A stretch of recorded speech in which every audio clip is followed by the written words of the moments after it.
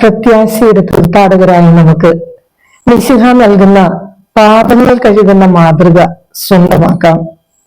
സമർപ്പിത ജീവിതം ഒരു ഓർമ്മയാചരണമാണ്. സമർപ്പിത വ്യക്തി എന്ന നിലയിലും കർമ്മല സഭാംഗം എന്ന നിലയിലും അവൻ ചെയ്തതുപോലെ ചെയ്യുവാൻ, ദാസ്യഭാവത്തിലേക്ക് കടക്കുവാൻ, നമ്മുടെ ഈഗോയാകുന്ന മേലങ്കി മാറ്റിവെച്ച് ഈശോയെ നമ്മുടെ ജീവിതത്തിൽ പ്രതിഷ്ഠിക്കാൻ നമുക്ക് ശ്രദ്ധ വയ്ക്കാം.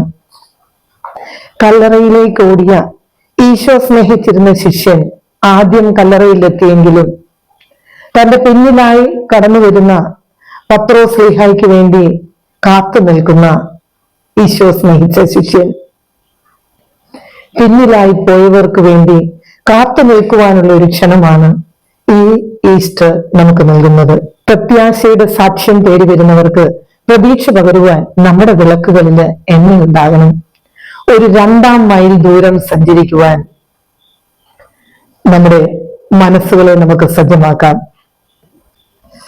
ഒറ്റുകൊടുത്തവനെയും തള്ളിപ്പറഞ്ഞവരെയും ക്രൂശിച്ചവരെയും സ്നേഹിച്ച മിശിഹ സ്നേഹത്തിൽ അധിഷ്ഠിതമായ തോൽവികൾക്ക് നമ്മെ വിട്ടുകൊടുക്കുവാനുള്ള ഒരു ആഹ്വാനമാണ് ഈ ഉയർപ്പ് തിരുനാളിൽ നമുക്ക് നൽകുന്നത്. അതെ, നമുക്ക് മിശിഹായുടെ പകരക്കാരാകാൻ വിളി ലഭിച്ചവരാണ്. ഈ ഉദ്ധാര തിരുനാളിൽ ഉത്തിതന്റെ പകരക്കാരാകുവാൻ, സ്നേഹത്തിന്റെ പേരിൽ സഞ്ചരിക്കുന്നവരാകുവാൻ നമുക്ക് പരിശ്രമിക്കാം.